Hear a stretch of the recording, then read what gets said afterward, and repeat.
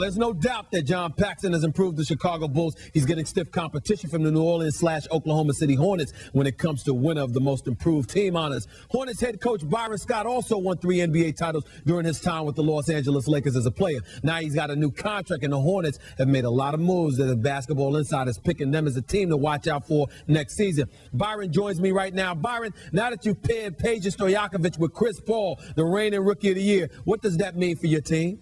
Yeah, Stephen, I think it makes everybody in the league know that we're serious about trying to be a winning organization, and that Mr. Shen, our owner, is serious about winning as well. And going out to get a guy like Peja with his capabilities, 3-time All-Star, the way he can shoot the ball to go along with Chris Paul and David West, we got a nice little nucleus going on. Some young guys that are very good basketball players that are getting better, and the future is bright for our organization.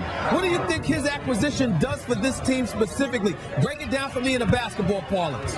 Well, from a basketball standpoint, it gives us a big-time scorer from the outside, especially from the perimeter. Peja, he's always been known for his shooting ability, been able to run the floor, moving without the ball.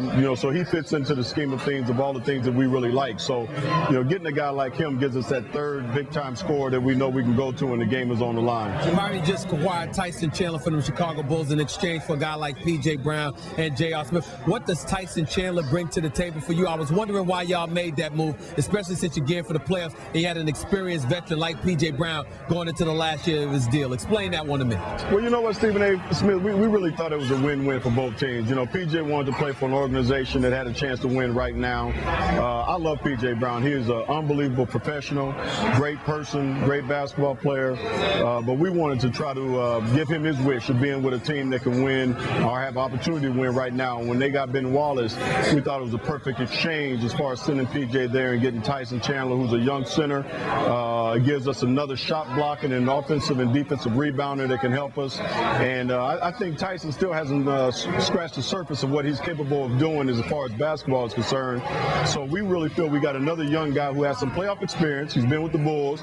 He understands our defensive philosophies, and we really feel he's going to even be a better basketball player from the offensive end as well. Just to be specific, are you saying that if P.J. Brown wasn't anxious to play for a team that was trying to win now, that you would not have made this move? It would have been very difficult for us to make this move because we knew that P.J. was pretty much the cornerstone of this organization. He's been here for a number of years. He's got the respect of everybody in the league as well as everybody in our organization. So it probably wouldn't have been done if it wasn't for his blessing. I had talked to P.J. a couple of days before the deal was done to tell him what we were thinking about doing, and he thought it was great for both organizations. And, that's the type of guy he is. He still wants what's best for us, and he felt that if we were able to get a young guy like a Tyson Chandler, then he was more, he was really for the deal to go through, and it happened. Byron, watching you guys last year, especially yourself, I was so happy for you, and at the same time, so proud of you. Even though you went 38-44, that was a 20-game improvement from the previous season. I remember before you got the New Orleans Hornets job, there were so many questions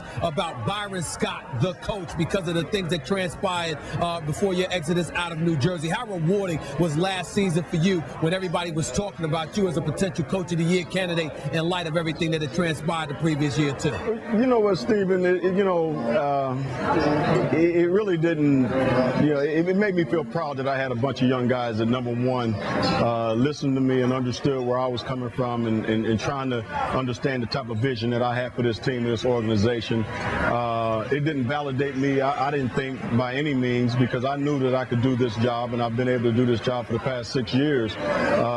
So the thing that happened in New Jersey was unfortunate, but it happened. It made me a stronger and better person, and I tried to take those assets that I have, to New Orleans and Oklahoma City to make the guys around me even better. And there's nothing much I can say. I've been a head coach for 6 years, and in the last 4 years, or whatever the case may be, 2 times I've been up to Coach of the Year. I think that speaks for itself. No question. How about how important it was for you to cultivate that relationship with Chris Paul? I mean, I look at him as a young Isaiah Thomas in the making. He's that gifted. But obviously in New Jersey, when we looked at you and Jason Kidd, there were so many things that was written about your relationship or lack thereof. How important was it for you to cultivate a relationship with Chris Paul?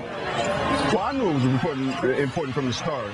You know, Jason and I relationship started off pretty good, and then obviously it soured in the end. But you know, I have no qualms about Jason Kidd. I wish him all the best, and I wish he continues to have success in New Jersey. But I got a good one. You know, I got a great one in Chris Paul, who is still very young. He's 21 years old. We have a great relationship. He has a great family background, and they raised him tremendously. He has great morals and values, and we have a real good communication. We've talked 20 times this summer on different things that we're trying to do as a team. I try to keep him informed because I think he is the franchise and the future of this franchise. He's the face of this team, so I want him in on the loop. And you know what? He's been very supportive of me, as I have been of him as well.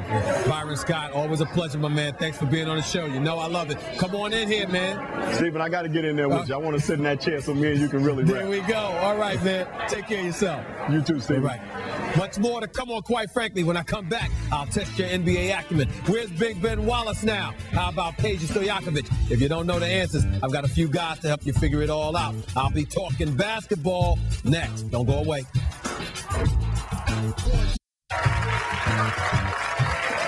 Welcome back to Quite Frankly. As everybody knows, there have been a few big moves in the NBA this offseason. The Chicago Bulls and New Orleans/Oklahoma City Hornets are just two teams who appear vastly improved. Joining me right now to talk about all the basketball news thus far is Scoop Jackson, a columnist for ESPN.com, and Rick Bucher, a senior writer for ESPN the magazine and an ESPN basketball reporter. Please give my panel a round of applause, please. What about the New Orleans Hornets? They seem to be an improved team, Scoop. I mean, you've got Chris Paul, who's a premier point guard, young point guard in this game, and then you get a shooter like Peja Stojakovic, and you got some young, fresh, great legs like Tyson Chandler. And you got Bobby Jackson. Not bad. Not bad. Real good. I just talked to Chris Paul yesterday, so he's liking it. He's getting like, yo, I get to distribute and do my thing. So I like the moves they're making. I like the fact that Byron Scott, after what he did last season, is really going to get a team to work with. We're going to see where they're going to go. I cannot see this team not making the playoffs this year. New Orleans? Yes, I think you're saying that New Orleans definitely going to make the playoffs? I think so.